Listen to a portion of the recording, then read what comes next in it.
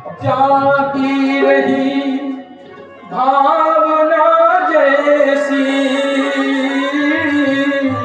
प्रभु मूरत देखी तिन तैसी। राम सिया राम सिया राम जय जय राम। राम सिया राम सिया राम जय जय राम। जगत जाति अब लोग कहीं कैसे, सजन सगे प्रिय लागहि जैसे।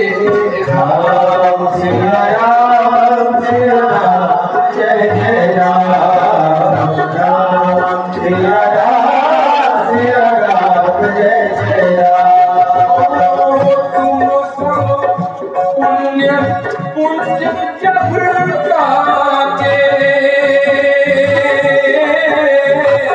राजन राम सरिस सुत जाते। राम सिया राम जय जय राम।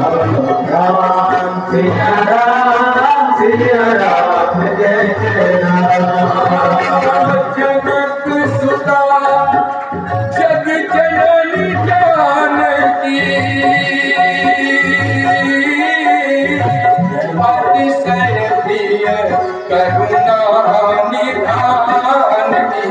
राम सिया राम जय जय राम। राम सिया राम जय जय राम। राम ही केवल प्रेम प्यारा, जान ले हो जो जान तिहारा। राम सिया राम जय जय राम। राम सिया राम जय जय राम। महावीर बिलवलो हनुमाना,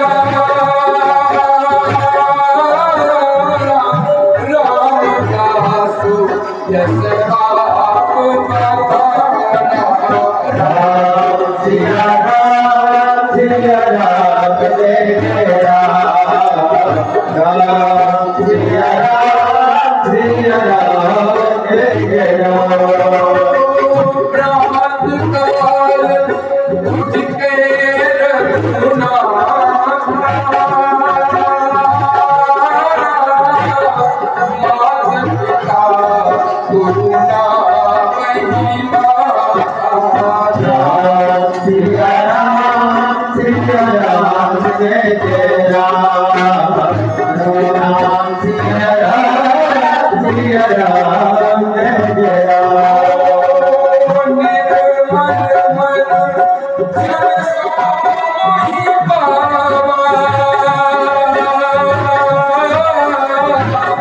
मोहि कपट छल छिद्र राम सिया राम जय जय राम। राम सिया राम जय जय राम। और कंस ने जो धनुष यज्ञ रचा है, उसमें पुरोहितों ने बताया है कि धनुष यज्ञ 4-5 दिन का होगा। अगर धनुष यज्ञ पूरा हो गया तो तुम्हारे शत्रु नहीं रहेंगे, और अगर ये बीच में भंग हो गया तो तुम्हारे जान को खतरा है, ये समझ लेना। भगवान कृष्ण और बलराम टहलते टहलते मथुरापुरी को देखते देखते पहुंचे हैं रंगशाला में।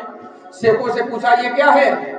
बोले तो धनुष है भगवान शंकर का, और श्री राम जी की तरह मर्यादित थोड़ी है। उठे हैं और तुरंत ही उस धनुष को तोड़ दिया है, और धनुष का एक टुकड़ा दिया है कृष्ण ने और एक लिया है बलराम ने। जितने भी राक्षस आए हैं सबको जो है मारते चले गए हैं। इधर कंस ने बहुत तीव्र इंतजाम किया है कृष्ण बलराम को मारने के लिए।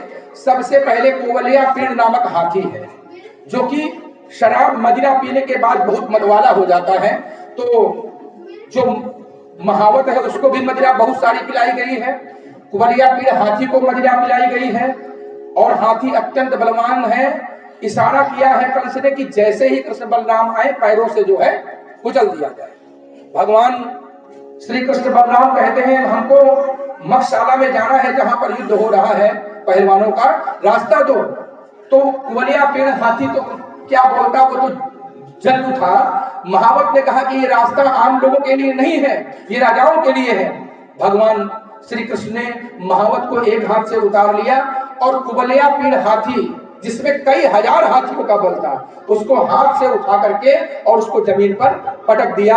बोलिए वृंदावन बिहारी लाल की जय। तो दोनों दांत उसके ले लिए, धनुष के टुकड़े ले लिए।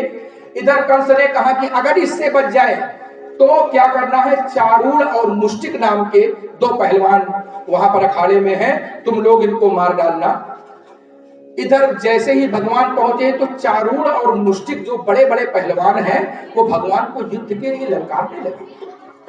जब युद्ध के लिए ललकारने लगे तो बाकी जो भगवान के साथी थे वो सब बेचारे रंगभूमि में खड़े थे, बहुत दूर देख रहे थे पर आ नहीं सकते थे।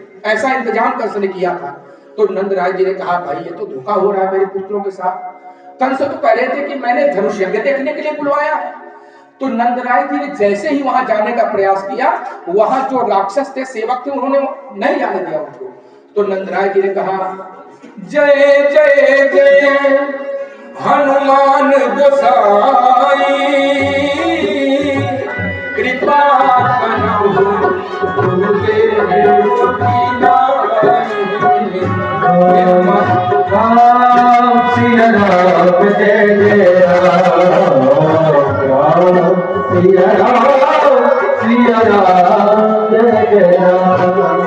अखाड़े के स्वामी हनुमान जी हैं। तो नंदराय जी ने कहा मैं जा तो नहीं सकता पर मेरे बच्चों की आप जो है रक्षा करें। चारूल और मुष्टिक, चारूल से लड़े हैं भगवान कृष्ण और मुष्टिक से लड़े हैं भगवान बलराम। मल्ल युद्ध होता रहा तो पहलवानों को लगा ये कोई छोटे बच्चे हैं। जब थोड़ी देर मल्ल युद्ध हुआ तो पहलवानों को समझ में आया। आचार्य सुखदेव परीक्षित को कथा सुनाते हुए कहते हैं कि थोड़ी ही देर में युद्ध करते करते भगवान श्री कृष्ण और बलराम ने चारूल और मुष्टिक का वध कर दिया। बोलिए वृंदावन बिहारी लाल की जय। और दौड़ करके उछल करके भगवान चढ़ गए हैं जहां पर कंस बैठा है। कंस को एक लात मार के नीचे सिंहासन से पटक दिया, उसका मुकुट गिर गया और कंस के छाती में भगवान चढ़ करके बैठ गए। क्योंकि कंस बालकों का हत्यारा है, जैसा कि हम सभी ने प्रद्युम्न की कथा में सुना है। बहुत ही अत्याचारी है, अनाचारी है और घूसे से कोई अस्त्र शस्त्र नहीं लिया भगवान ने भी, घूसे से उसका वध कर डाला। बोलिए वृंदावन बिहारी लाल की जय। प्रजा में हाहाकार मचा, सज्जन लोग सुखी हो गए, दुर्जनों को दुख हुआ। इधर उग्रसेन और माता को उन्होंने कारागार से छुड़वाया है। कंस के अत्याचार से जब ये पृथ्वी मुक्त हो गई तो तीनों लोगों के देवता भगवान की स्तुति करने लगे, उन पर पुष्प बरसाने लगे और भगवान को सभी प्रणाम करने लगे। बोलिए वृंदावन बिहारी लाल की जय।